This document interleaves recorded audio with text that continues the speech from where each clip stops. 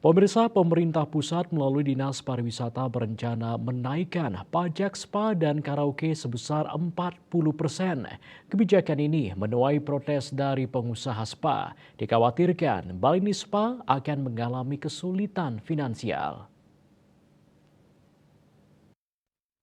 Dinas Pariwisata Bali Cok Bagus Pemayun telah menerima masukan protes dari pengusaha spa di Bali. Oleh karena itu, pihaknya akan mengirim surat protes kepada Kementerian Pariwisata terkait dengan rencana kenaikan pajak spa sebesar 40%. Alasannya karena spa dan karaoke telah diidentifikasi sebagai sektor hiburan dalam industri pariwisata, sehingga pajak Balini Spa akan mengalami kenaikan dari 15% menjadi 40%. Padahal berdasarkan definisi dan nomenklatur, spa seharusnya bukanlah hiburan melainkan layanan kebugaran, wellness atau terapi kesehatan. Meskipun begitu, dengan Undang-Undang Nomor 1 Tahun 2022 yang menetapkan pajak hiburan berkisar antara 40 hingga 75% kategorinya spa dan karaoke sebagai tempat hiburan secara otomatis menempatkan mereka di bawah rencana kenaikan pajak. Menurut Cok Bagus Pemayun, kenaikan pajak sekitar 40% bagi industri spa di Bali merupakan ancaman serius, khususnya bagi pelaku usaha spa Bali.